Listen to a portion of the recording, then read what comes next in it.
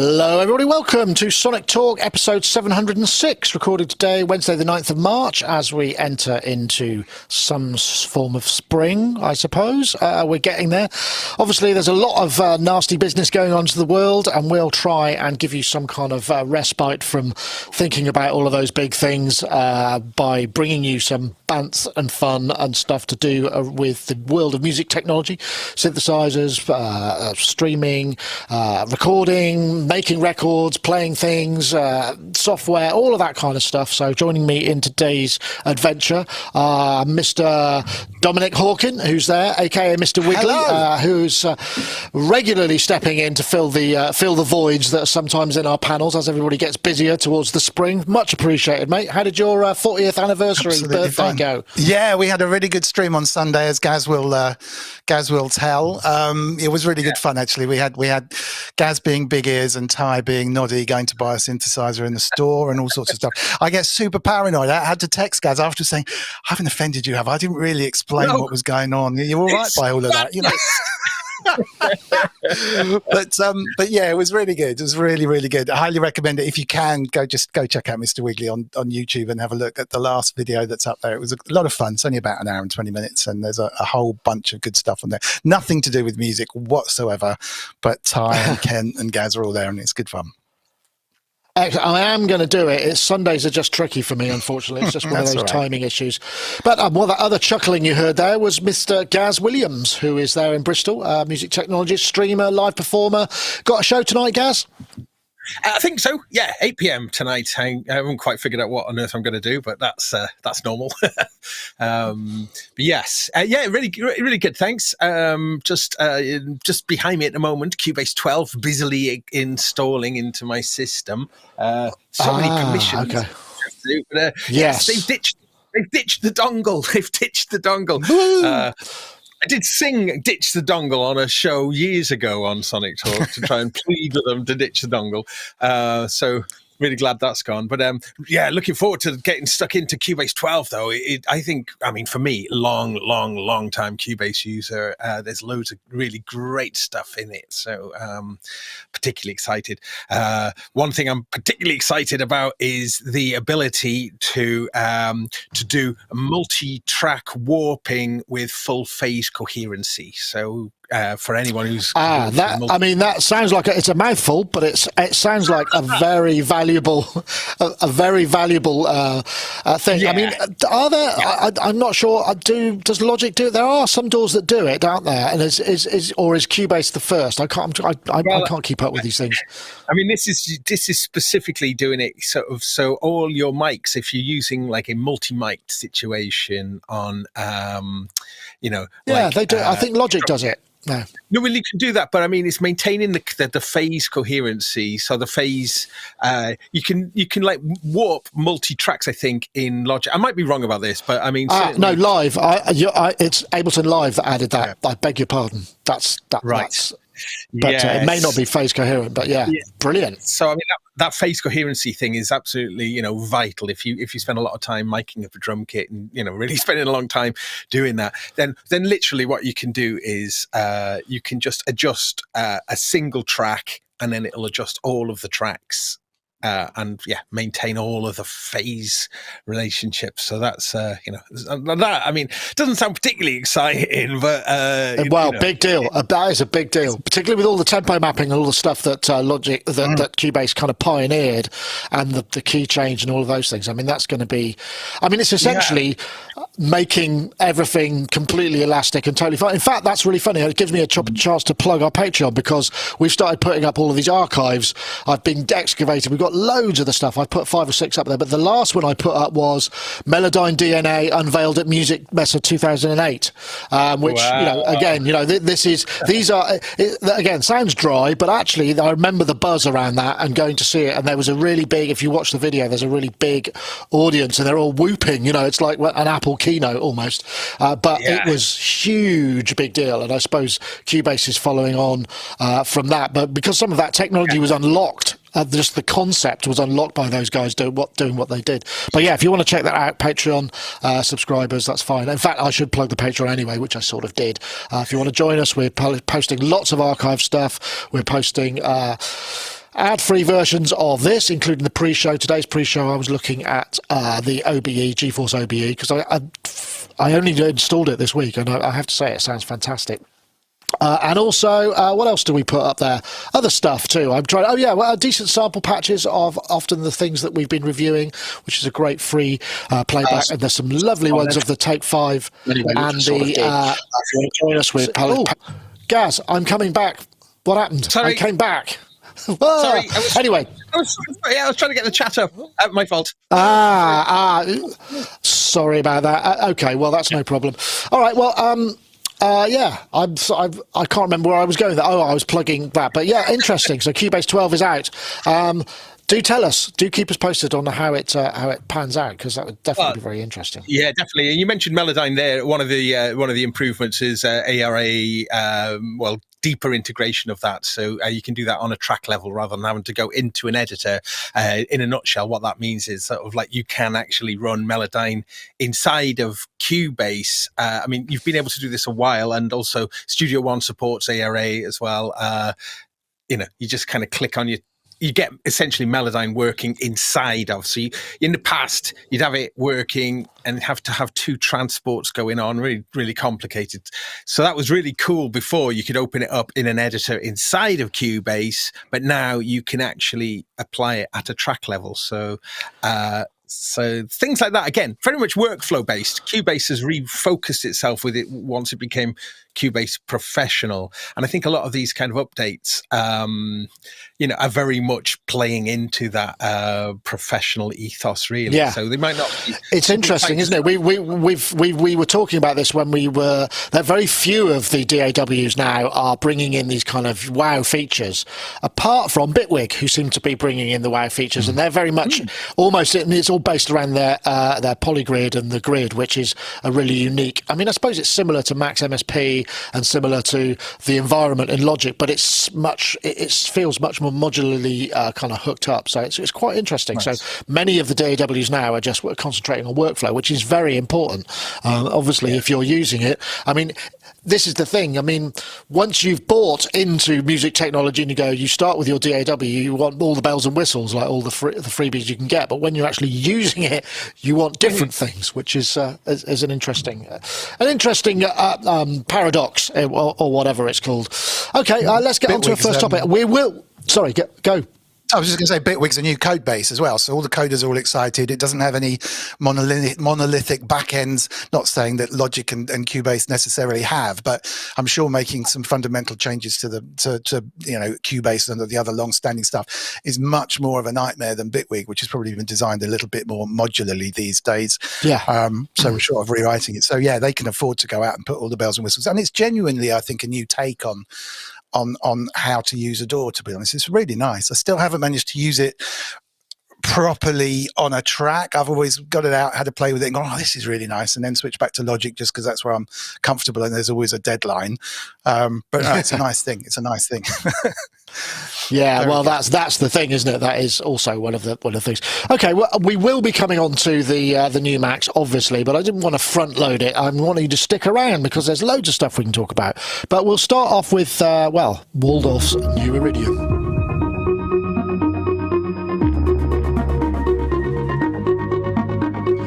This is the new Iridium keyboard, which is a 2-layer, 16 voice, 3 oscillators per voice, 3 stereo filters per voice, digital former, FATAR semi-weighted poly aftertouch keyboard.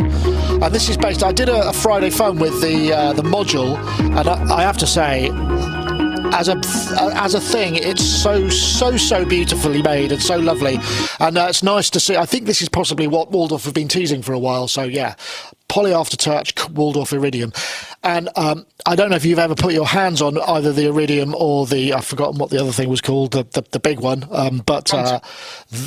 The Quantum, but they are one of the most delightfully built pieces of hardware synth I mean that I've ever encountered. Actually, everything feels just so, and so yeah, this is kind of exciting. Interestingly, the Waldorf is one of those synths that when you're experiencing it, it blows you away. When you record it, it doesn't seem to have the same. It doesn't capture as much of that experience in person when it's recorded. And I don't know why that is. I mean, there are some synths that are like that. I mean, I'm not saying it's bad, there's anything wrong with it, but it's a really curious kind of, there's an imperceptible thing about it, which is very apparent in person. I know you're a keyboard player. Have you got any Waldorf stuff, Dom? I mean, have you tried the I've got the my Quantum and the very Iridium? original Waldorf XT, which I still use all the time, the orange rack mount thing. It's just brilliant. I love it. I've had it since they came out. I had one of the very early Waldorf with the other red knobs on it, the very early ones as well. I think they've just jumped up in price as well, and it's that kind of thing that these new ones are kind of based on in a very far distant future, and they do sound great. It sounds really. I mean, I was desperate to buy a Poly Aftertouch keyboard. With a synth attached, to be honest, and I've been looking around and happy to pay reasonable price because I get a good synth in there. And I've bought, as have many others, the Hydrasynth Deluxe, which is just off camera here. And I think the Iridium is much more expensive, I think, isn't it? And there's obviously much more of a keyboard for your money. But there are a lot of people kind of pulling the trigger on a master keyboard like that with polyphonic aftertouch to complement their stacks of soft synths and stuff, where they've already probably pulled the trigger on a Hydrasynth. So I think it's a shame this one didn't get announced a little bit earlier, because they must have sold thousands of Hydrasynths in the last few weeks, I would imagine. But this looks lovely. It's in another league. I think this has a different Kybd, doesn't it? Doesn't this have the nice FATAR-based Kybd, right? Yeah, brand new FATAR polyphonic aftertouch Kybd. So interesting. Yeah, which is exciting, because the Hydrasynth is a little bit plasticky to me, I think. So I'd love to feel the Iridium one, see what that sounds like. It was a little bit disappointing. I can see why it has to be like that, and I don't want this to be. Sorry, it's turned into a Hydrasynth Iridium comparison. It's not meant to be like that, but I know that it's in the back of a lot of people's minds. So like, I don't have a polyphonic aftertouch keyboard. I need to buy one, kind of thing. And that was just a little disappointing. But sorry, Gaz, I interrupted you. Carry on. No, I was just mentioning about. Oh. Sorry, no, just that. This is a new Kybd from FATAR, so it's going to be interesting to see what other keyboards have polyphonic aftertouch, which is really exciting, because polyphonic aftertouch is lovely. Yeah, it's really interesting. There's a thing with Poly Aftertouch which I think is a key to how it works. And when I was talking to Howard Scarr and the UHI sound designers, they said it's all about the cadence and the way that the curves are affected with the aftertouch. Because if you've got the resolution, then the way that they're brought in and the way that they're brought out, or if you let go, it doesn't just sort of fall off a cliff. There's a sort of cadence and almost an envelope. And we talked a little bit about it with Tim Schubridge's PPG plugin, which should be out sometime soon, which is a polyphonic pressure generator. And it's all about that. And that's what makes polyphonic aftertouch way better, because on cheaper systems, where there's not tight integration between the resolution of the Kybd and the parameters in the synths, is quite hard to control. So I would imagine a FATAR new one will have a lot of goodness about it. So yeah, that's a very valid point, Gaz, I think. Anyway, yeah, cool. I suppose, yeah, sorry. I think there might be a bit of a delay this week because we're clouding again, but so I keep talking over. Off you go.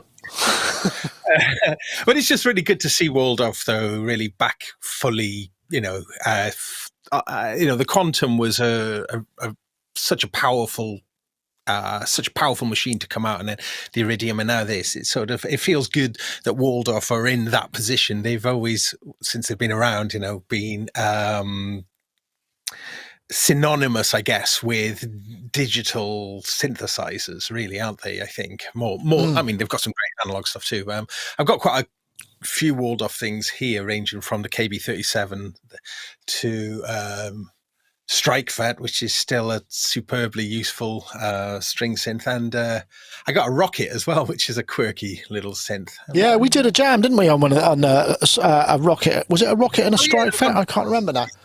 One finger jam, wasn't it? Yeah. You were playing the Moog. I was just the launch button. That's right. One finger. Yeah. Do they still make those? Can you still buy the Strikevet and the Rocket, or were they discontinued? Oh, good question. The Strike Fet, I mean, I see a lot of people using Strike Fets kind of around and about. So it certainly seems like it should be made, because the thing about the Strike quick Fet, search. it sort of just does what it does, but it just does it so well. I think this. Yeah, I enjoyed the review. Waldorf Strike. Yeah, it looks like it. Looks like it. Couple of £100, 230 quid, something like that. There we go. So still available. That's good. Okay. Well, actually, this feels like a good time to maybe just bring in a message from our friends over at iZotope. I think they asked for a new logo, so there might be something happening on the landing page at some point in the future. But for now, we'll have to make do with the old school Prince Charles Alexander ad. So they'll have a word with you now. Take it away. iZotope Producers Club is a one-of-a-kind membership for producers ready to take their tracks to the next level. Once you join, you'll gain access to powerhouse iZotope plugins and a curated selection of tools from our partners, such as Melodyne from Celemony. Plus, as long as you're a member, you'll get every future update to the iZotope plugins in your membership for no extra cost.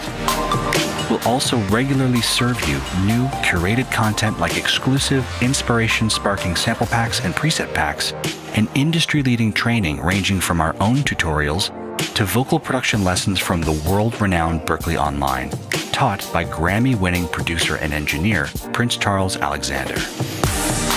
With new content being added every month full of valuable production techniques, tips and tricks, and solutions to common production problems, becoming a member is an investment in your career that grows as you and your career do. For more information on iZotope Producers Club, head to iZotope.com.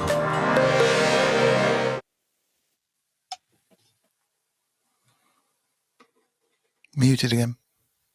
Oops, I do beg your pardon. Once again, we thank them for I told you there was an issue with. Now I'm not switching. Now I'm switching again. I'd forget everything, and I keep muting myself. Yes, I wanted to say if you head over to iZotope.com/Sonictalk, there's a special landing page, and if you use the code Sonic10 at checkout, you save 10% on pretty much all products, apart from subscriptions and hardware. But well worth checking out if you want to save yourself, and that it seems to apply to sale items as well, so well worth it. Okay, well, I don't really know where to go. There's so many big pieces of news which seem to affect us. I wonder if maybe I'll go to this now, because I think we've basically got Bandcamp have been bought by Epic Games, and that's actually kind of a big deal because Bandcamp sort of felt like it was one of the few remaining sort of musician and independent artist friendly places. And there's a great article by Peter Kern where he goes into why and what's happened. Epic, if you don't know, they're the makers of Fortnite, like really big sort of, and they've made a lot of money as a Bandcamp have over the period. And we're trying to figure out why this might happen. There just seems like a good fit because Bandcamp seem to have ticketed events and things that could be sold through the Fortnite experience. It's almost out Metaverse, the Facebook thing that hasn't happened yet, and it's already there in terms of Epic Games. So, we might be able to find, you might be able to buy tickets to Bandcamp events, or buy music, game tracks, soundtracks, all that thing. But Bandcamp are very kind of keen to point out, assure us that they're retaining the core features, the Friday the Bandcamp Fridays a once a month thing, and also retaining the core features, but with a more international reach and having the benefit from international services. But it's a scary moment because we've all been big fans of Bandcamp. In fact, the Sonic Lab album, the Sonic Volume 1 album is on Bandcamp, and my stuff's on Bandcamp. I don't know. I know you're a big fan of it. What do you think? Do you think this is worrying? It's always worrying when things amalgamate, I think. Well, yes, but I mean, you got to look at the Epic Games. Epic Games have been around for a long time, and I'm an avid gamer, so I know Epic from a long time ago. But they, the thing that they got with Fortnite, and I won't talk long about this, but the thing about Fortnite was going to be a completely different kind of game, and they released this kind of battle royale sort of mode as like a kind of free kind of part of it that just caught on. I mean, and it caught on big. That wasn't really the intention. I mean, it was a little bit, took them by surprise a little bit. But I think what's happened as well, though, is through that kind of, they call it the freemium model, where it's free to play, and then cosmetic items like that don't affect the gameplay are what kind of they earn their money from. Now you think, God, is that really going to be a successful business model? Holy moly, yes! It's been, I think, the most. I think it's generated the most money of any computer game in history now, Fortnite. So, so that, interestingly, that just simple cosmetic thing has caused this big business. Now I mention that because, you know, when I saw that Epic had bought Bandcamp, my first thought was, wow, okay, so their business model now has probably been changed hugely due to the success of Fortnite. And I kind of wonder, and I read the Bandcamp statement as well, which, you know, importantly, they're kind of keeping the royalty rate the same. And I thought, oh, okay, so Epic kind of realized that there's money to be made in different ways than the traditional sort of sense. So it's going to be quite interesting now. So I mentioned that about buying cosmetic items. Well, you could imagine that then could translate to being merchandise and music. Well, yeah, the music. So I kind of think it might actually be in safe hands in this sense, that Epic kind of probably realized that Bandcamp have got a working system and probably don't want to mess with that too much. But yeah, it's a curious one. I mean, where will they make their extra money? That I guess is the question. So I'm imagining that there are going to be more hard, you know, like things like CDs, vinyl. Right, yeah. I think they were talking about actually offering vinyl pressing and sort of real world stuff and that sort of thing to bands, which, you know, may well be something that they can expand. I mean, very curious though. Game company, you know, so it is very curious, and obviously alarm bells ringing, because Bandcamp has been for quite a long time now, like the best thing ever for musicians, I suppose. But I'm not too worried. I think, as I say, mentioning that this Fortnite thing has kind of changed probably the way their outlook is. I think that's probably going to mean. Well, I do hope so. I mean, they're both profitable companies. That's the main thing. I think the thing that's kind of terrifying about these things is that's now we've got a one megacorp. But what happens when someone buys Epic and that includes Bandcamp? Yeah. Then you know, right. that's where that's the thing that's terrifying. But generally, hopefully, good news, right, Dom? It's such an interesting one.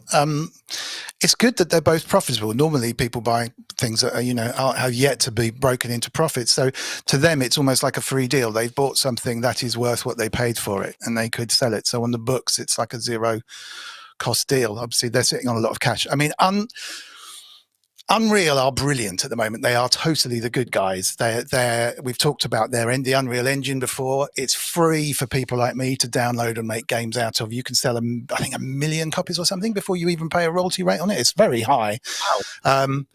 They're maybe 250,000, but basically you got to have a successful game before you even consider having to pay their 5% royalty or whatever it might be. Don't forget, there's a huge amount of big games also on the Unreal Engine from which they're making percentages. It's just that obviously all of the money from I've forgotten the name of it. Fortnite, the big game, Fortnite. Yeah, of course. Yeah. All of the money went into their coffers, not just 5 or 10% or whatever. But the engine they've built and the money they must have plowed into making that is insanely good from an audio perspective, not to mention any of the other perspectives. And it's what Max for Live should be, really, with 3D kind of sprinkled on the top. It's absolutely brilliant and free to use and all the rest of it. And interesting, I think there might be some mention of Beardyman yesterday. I've been talking to him about the fact that Unreal Engine is better than Max and should be the thing everyone's kind of programming those systems in. So that's good. and the licensing model is good.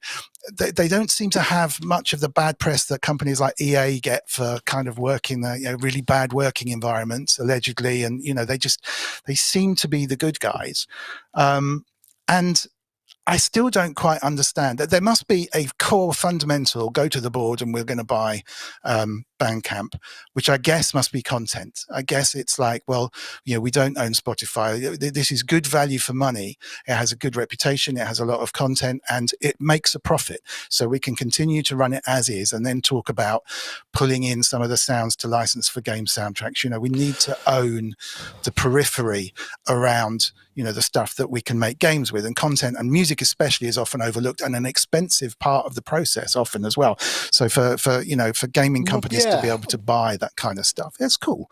Well, so I suppose the thing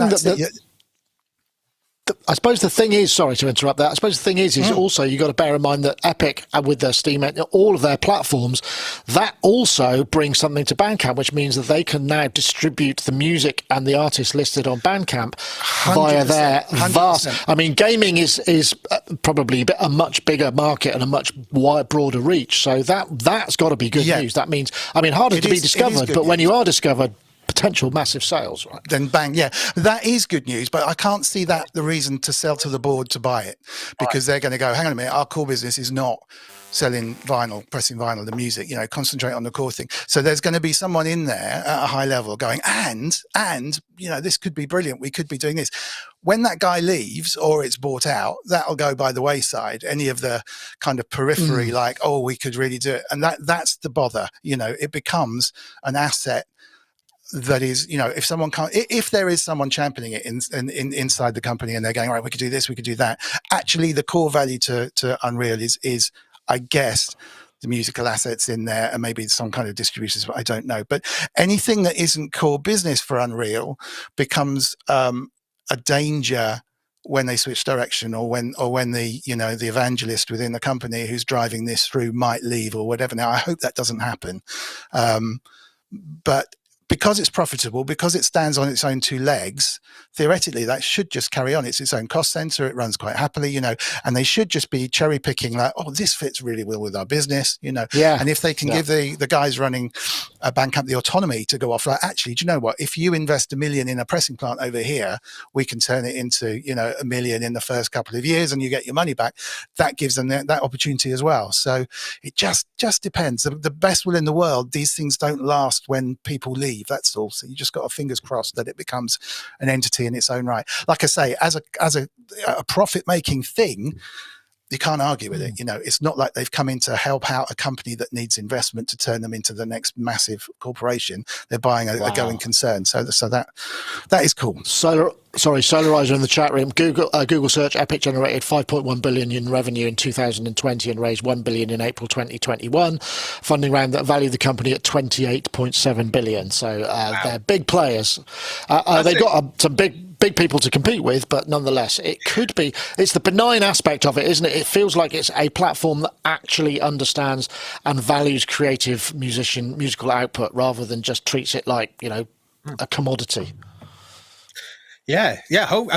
But as Tom was mentioning, Unreal, obviously a product of Epic as well, is it did get me thinking then about some weird kind of Unreal Engine Bandcamp crossover of being able to sort of, whether concerts or something, they live gigs, absolutely. Live gigs, absolutely. Well, Bandcamp have ticketed events, don't they? So that's got to be ticketed streams. There's a path there, isn't there? That could be quite an interesting one. Yeah, I wonder if that's something to do with it. Could be. Anyway, it is a little bit inside finance, but it could be interesting, and it could actually have. It feels like a force that's pushing in the right direction against the Spotifys and against the commodification of music to a degree. At least there, like you said, there are currently people who seem to be doing the right thing, whether that sticks around. Totally. I would really suggest that no one boycotts Bandcamp over this. I think it's a good thing, and everyone certainly at the moment means well. So I think the more successful Bandcamp is and the more supported it is, the more of an entity it becomes in its own right and continues the way it has been. So fundamentally a very good thing.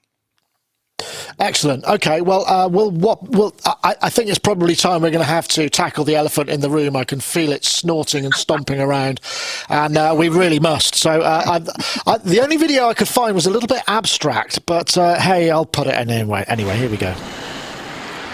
So this is actually an ad for the Mac Studio, even though it's just a lovely piece of art. So yeah, new Mac Studio, which looks like a sort of large four-headed Mac Mini. The key thing really is the fact that it's got this new M1 chip, which is the M1 Ultra, which is effectively two of them mashed together that communicate over a sort of zero latency, very, very high-speed bus. So you can stack chips up, and this is where it gets exciting because it means all the code is the same. You don't have to recompile for this new multi-core thing. It just goes. You could buy it in M1 Max and M1 Ultra. I mean, it's not a cheap thing. Let's beat around the bush. I suppose the thing is the big news is really nobody saw this coming. Everybody was thinking, we're going to see a Mac Mini.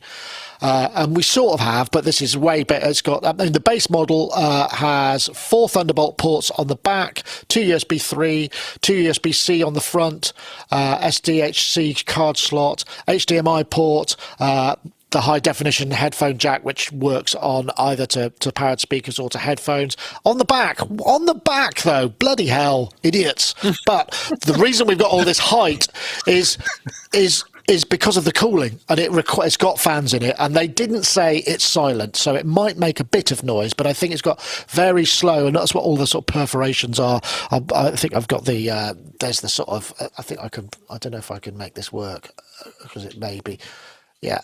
I think I've got a slightly different. So yeah, that all the it draws all the stuff. But this is kind of big news. There's a big monitor and stuff. Starts at $2,000, £2,000. Not for the cheap or faint-hearted, but boy, is it going to give you a lot of juice for the power. And however you feel about Apple, they seem to be pulling away quite rapidly from the rest of the kind of PC world in terms of not only power but power per watt used, and that's kind of key. As energy, given this world situation, energy is getting more and more and more expensive.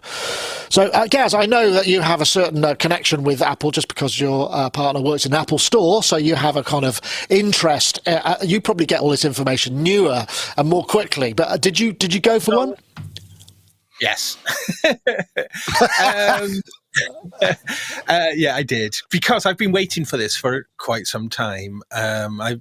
We thought there was going to be some kind of Mini Pro, which that's what this is really, isn't it? It's the Mac Mini Pro, just in a different sort of term, the Studio. Yeah. But I think the Studio makes sense as a name for this new product, though, because it's it is absolutely targeted at professionals, and the whole presentation yesterday, it was going for the professionals. It wasn't trying to make this it wasn't being aimed in any way at a it's not lifestyle, is it really? No. So and it follows predictions that certainly that I'd mentioned about when the M1 first launched, when they brought out the bottom of the range products first, the Mac Mini, the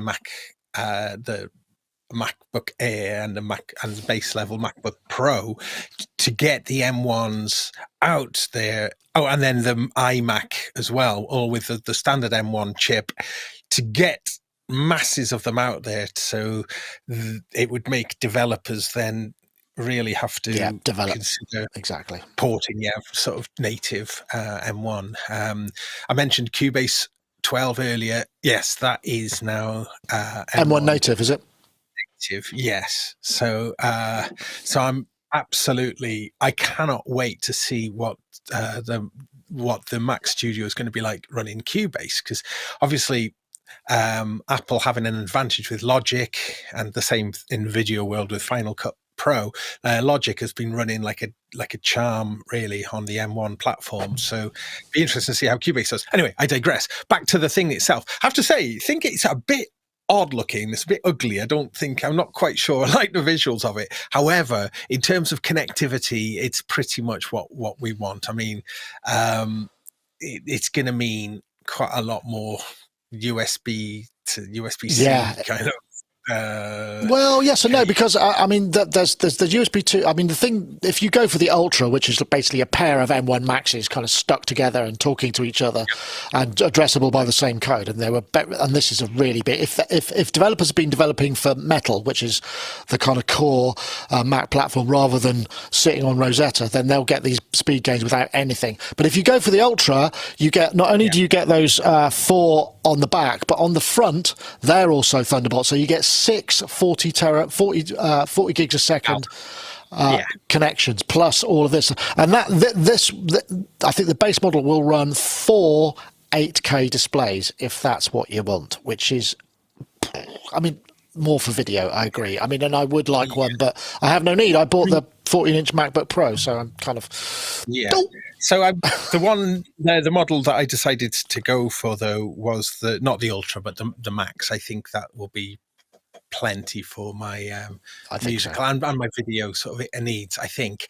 But yeah, I mean, it's expensive, but it doesn't strike me as being, you know, when the Mac Pro, the later, you know, the more recent iteration of the Mac Pro came out, it was prohibitively expensive. It really put it way out of the reach of most people. But whereas I think if you're looking at spending around $2,000 to $2,500 on the centerpiece of your studio setup, then that doesn't strike me as being excessive. No, it's not excessive. Particularly if you, I mean, the key is if it's a pro thing that you do, and it's what you actually do, right? I mean, then you could justify it, you know, absolutely. Yeah, exactly. I know, Dom. Are you? Did you go? Have you replaced your? I don't know what you've got. Your main studio machine, or is this something? My main studio is like Gaz's. It's a high spec Mac Pro, the old black bin looking one, and it was really high spec, and actually it still functions very nicely, and I'm still using it. I bought the new M1 laptop, the Pro laptop, which was high spec, so I've spent a bunch of cash like you on that, and it's a life changer, honestly. I had an iMac for my coding machine, and I'm now doing all the coding and video stuff on the laptop, and I see my wife a lot more, which is great, downstairs, and it's all good. But they're insane already. So this, I think, which is what Gaz has done, is a lovely little drop-in replacement for the old school Mac Pro that sort of sits below here, and would be a lovely addition.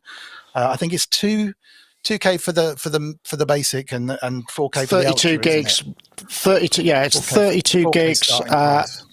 You get 2,000 for the 32 512, and then you go up to 64, and then it's 4K for the 64 and 1 terabyte Ultra, which you know, you can bump it's a lot of money. Let's not pretend it isn't. I mean, but I spent, you know, almost that on the laptop. I'm fine with that. I don't need to change the studio kit at the moment. If I hadn't bought the laptop, I think I'd still be in the market for the laptop. It's just because I don't just use it in the studio all the time. But yeah, it'll be the next purchase when the Mac Pro power supply blows up or something like that happens, because it's going to happen at some stage. It's brilliant in the way that it still runs everything that I need it to run in the studio. It's just really, really nice and solid and reliable. But at some, you know, I'm a couple of OSs behind, and you know, it's just a solid workhorse. But it's lasted 10 years, something like that, and it still doesn't slow down. That's true. If you do spec these things highly, they honestly amortize over the time. Yeah, sorry to talk accountancy words, but you know, split that over 10 years, it's probably cost me about $350 a year or something. So outrageously good. And just to go, I think the name is genius. I know the whole thing is genius. The design is amazing. Whatever they've done to make it all work is incredible. But that name, as guys were saying, it's just spot on. And the target market is perfect. It's like they can really do no wrong at the moment. So nice. I could have easily expected a 3.5K price tag on the base model of this. Just if you showed it to you and waved it and said, "This is coming out tomorrow. How much do you reckon?" You know, 3.5 looks, you know. Yeah, that's true. I mean, and that is a fair point. I suppose the thing is, for many people who've got PCI hardware, which in the audio and video world we all do, you know, are there routes to be able to do that? And there are Thunderbolt docks to PCI cards. I think I forget who makes them, but there are a number of those. And with Thunderbolt 4, you got 40 gigs a second on each of those ports. They're not split. It's like each bus is 40. Same on this Mac MacBook Pro that I've got 3 ports, and they're all 40 gigs per, which is plenty. So, you can hang a lot of stuff off one of those. You can get all of these kind of docky things, but you can do the PCIe thing.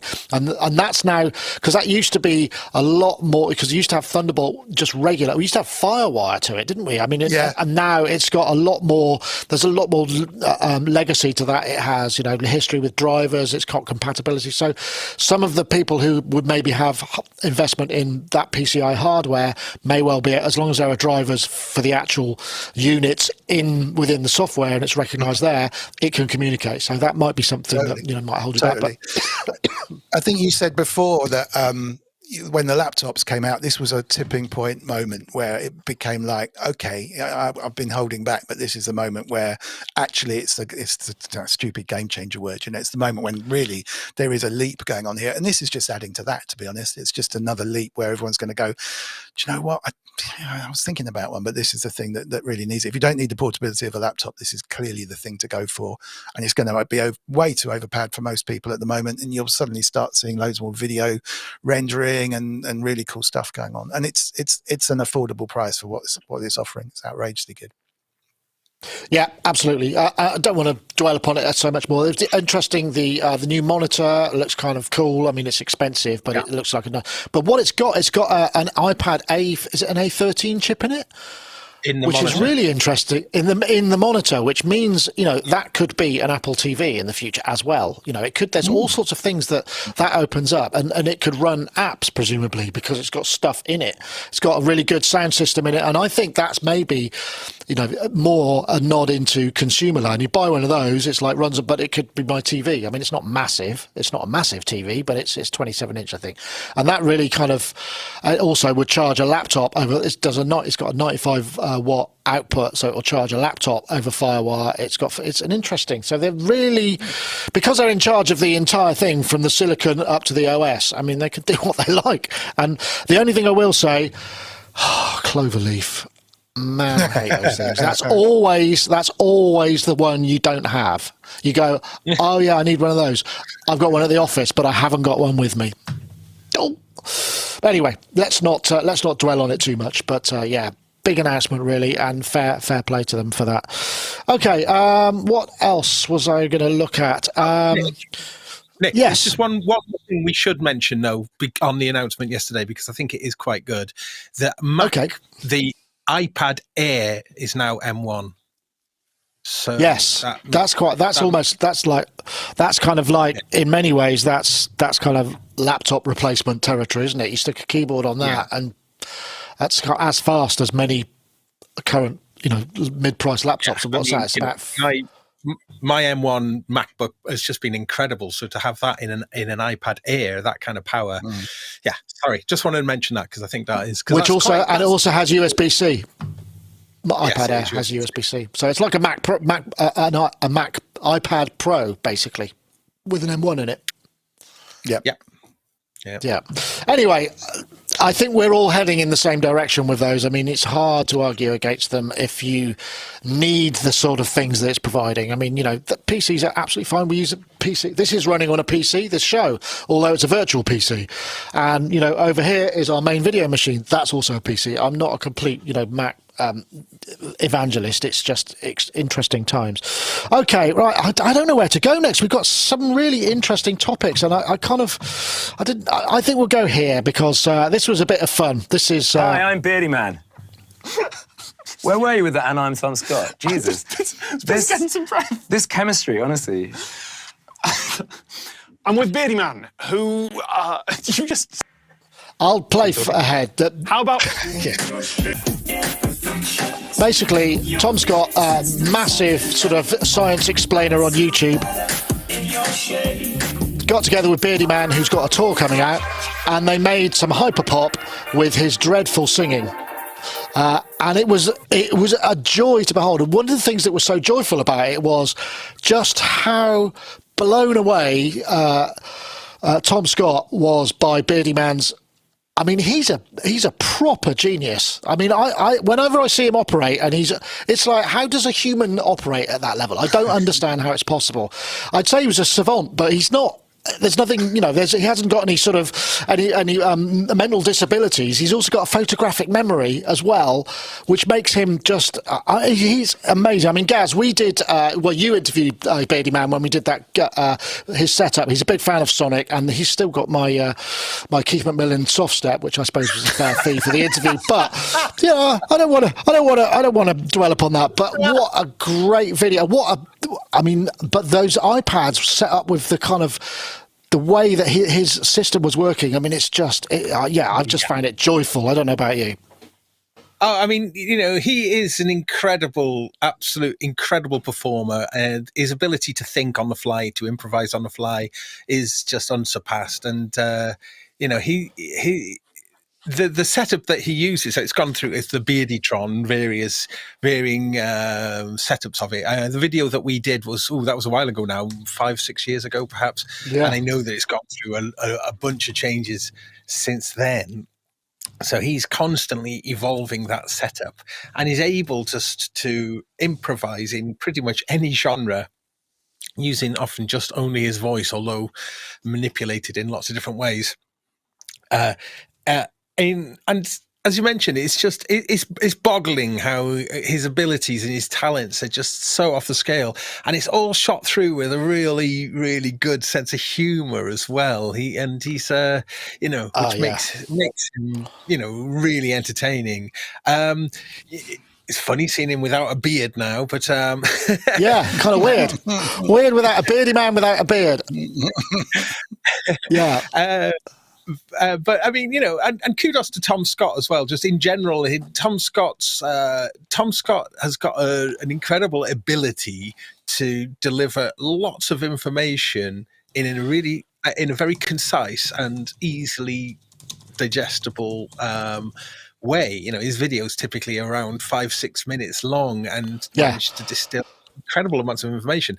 So these two coming together, so it makes a lot of sense, really. I guess they both, 4.2 million subscribers, Tom Scott on YouTube. Mm-hmm. Thoroughly recommend him if you've not come across him before. But when Beardyman explains how he does things, and you kind of go, oh, okay, I'll have a go with that, and then no chance. No chance.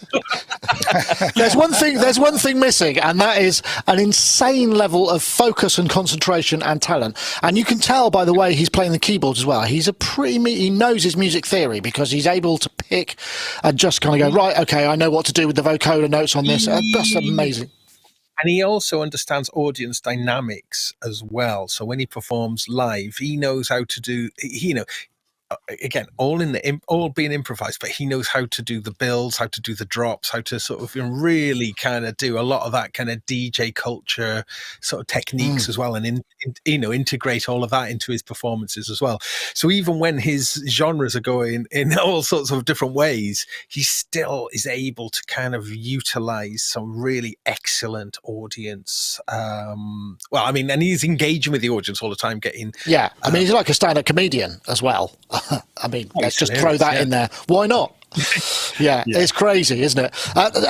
Dom, you said you were in contact with him. I mean, it does sound to me like not only that, but because when we saw him, his musical stuff was quite eclectic, and he sort of left because he was a drum and bass kind of guy to begin with, and it sounds like maybe he's preparing, because the new tour, which Face Make Dance, I think basically he's gearing up to do more dance music, playing May the 21st in Bristol, which I'm going to definitely try and get a ticket to. But very impressive. I started my bromance of my love of all things Beardy probably about a year ago. I mentioned it when Jamie Little was on the show, time before last, because Jamie's the other kind of amazing improvisational kind of person along those lines. When I started a little Discord for Mr. Wiggly, and I found Beardyman on his one, and he's using Discord so brilliantly. If you are a patron of Beardyman, of which he has a lot now, you get access to his Discord, which is a chat system and an audio system, in case anyone in the audience doesn't know. But and that allows by the way, here we go. We've got one of those. Everyone knows what Discord is now, I hope. That gives you access to his live streaming and his practice. So I think if you pay £5 or £6 a month or whatever, it's various levels, but you can go in And you can be a part of him when he's practicing, and he will be like you saw in that video, actually pulling in ideas from the audience, but he's constantly sampling the audio output of the Discord, where there's probably 30 people chatting and listening, and a lot of them are kind of mini Beardymen as well. They're all trying to build their own Beardytrons. But he'll just take abstract chat like audio chat coming from the Discord, and then wind it up into his tracks and stuff. And he literally just turned up and dumped a whole load of people into my Discord and said, "This looks quite cool. Go and have a chat with this Dominic guy." And overnight, my Discord became populated, apart from just me and Inky, really. And that was great. And then talking to him, because I was talking to him about OSC, which is used a lot in his kit. And he uses a lot of Max for Live. And he's constantly trying to find stuff that will allow him to do what he does. It's so pushing the envelope on all this kind of stuff. And I was just chatting about Unreal Engine and looking at the way Forwards was doing things like that. So we've kept a reasonably healthy kind of chat going on. And he's been on the verge of breaking into the mainstream. He's already got a lot of followers, but he's not. My mum doesn't know about him yet. He's on the verge of that, I think, because he's so entertaining. He was a stand-up comedian originally, so he knows how to run the audience.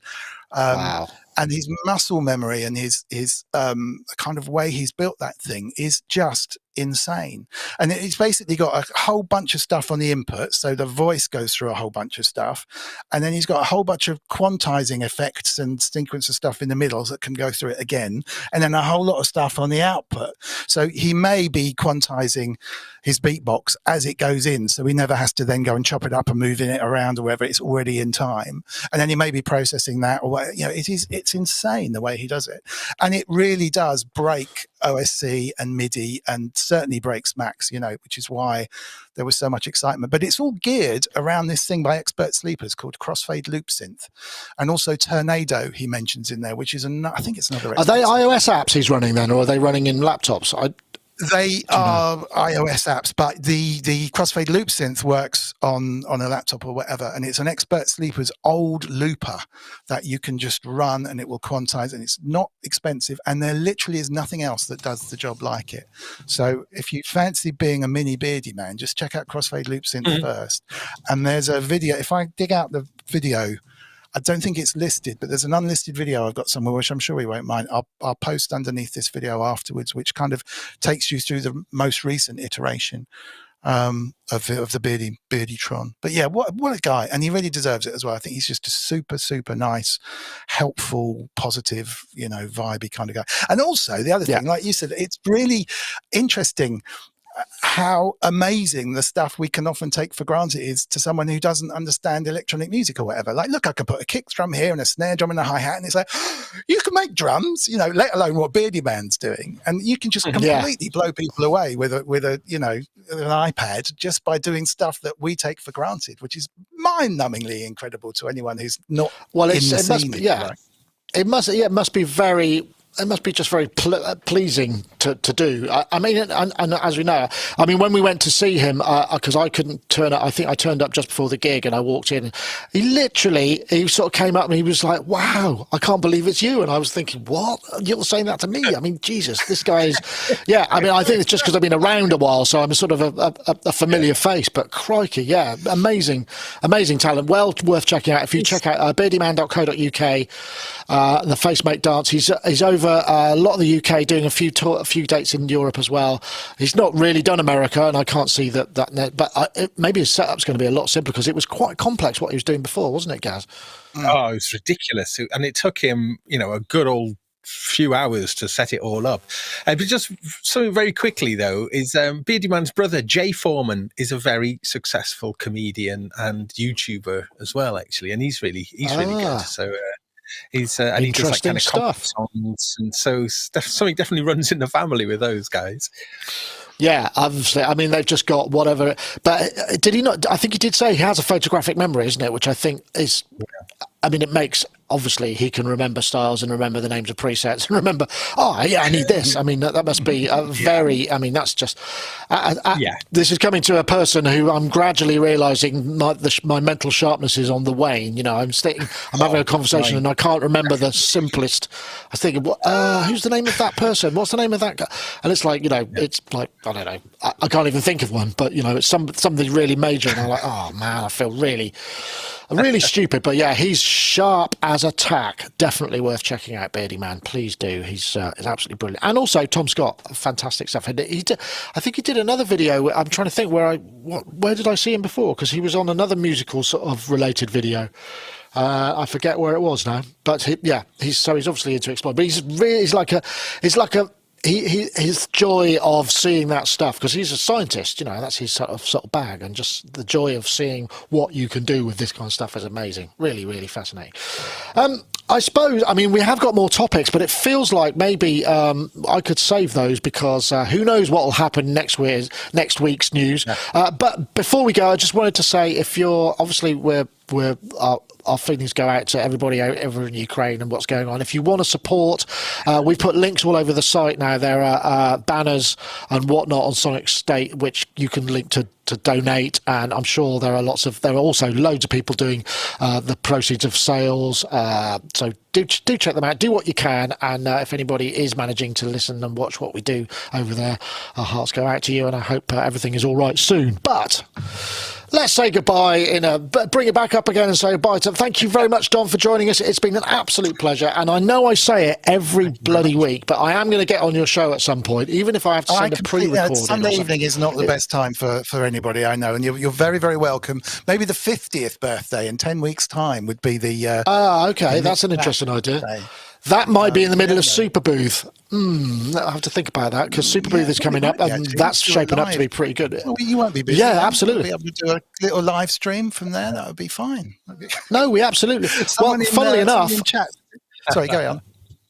So, funnily enough, all of this stuff, this cloud stuff, is why we're doing it, so we can do this kind of thing from these kind of shows. That's the point. I was just going to say, Steve Elbows in chat has suggested that Gaz's amazing, what are they called? Your synth, what are they called? The synth wrappy up cabling. Oh, my cable portals.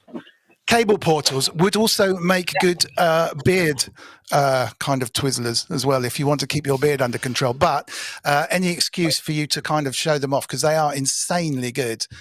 This is Gaz's beardy portal stuff. They're kind of like they're reusable cannoli. Yeah, a little bit like that. I know I bang on about them, but since I've been using them for the last sort of couple of weeks, I just keep using them in all sorts of different ways as well. So yeah, so anyway, yes, cable portals. Thanks, Dom, for the plug. Excellent. Good work. Beardy versions. No, thank you very much. Excellent work. As always, anytime. It's always a pleasure, MrWiggly.co.uk, for all of the stuff that you do, including the plugin, which I'm sure there will be more stuff coming along at some point. When you find the time, I can't imagine you've got a lot of it, but good for you. And also Gaz there, who's trying to figure out, are you trying to get that out or in? I can't quite figure it out. Help. Man turns up at A&E with a cable portal inserted in beard, cannot remove. Yeah, or somewhere. Gaz, lovely to have you. Are you doing a show tonight? Yes, I think I will. I'm going to try and rack my brains what I'm going to do. But I think I will, yeah. So yeah, join me 8 p.m. on Gas.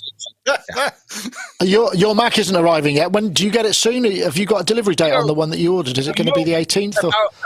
About like 5 minutes ago, I just had a text message saying your parcel from Apple is due on Thursday, 10th of March. And I was like, what? How's that possible? And I was like, so have a little look. Or something else. It's just the keyboard. It's just the keyboard. Yeah. Oh, how disappointing. Never mind. Anyway, lovely to have you all. Sorry.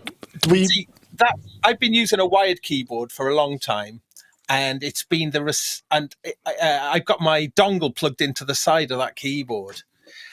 So I've not wanted to get a... Oh, now you don't need it anymore. Woohoo! the dongle. I'm so excited about that. A dongleless life. A dongleless life for me. A dongleless life for me. A real Disney nice one. Yeah. That sounds like a great song. It's to the tune of something which I can't think of at the moment. Chaps, thank you very much. I hope everybody has a great week. We'll see you all next time. And we did save some interesting topics for next week, so we're not going to be completely bereft of news if there's nothing to talk about, because it's felt like a bumper week this week. Anyway, that's it. See you all next time. Thanks to everybody in the chats and all our Patreon supporters who will now scroll along as we play the credits, and I've fixed them, so you should all be there. Bye-bye now.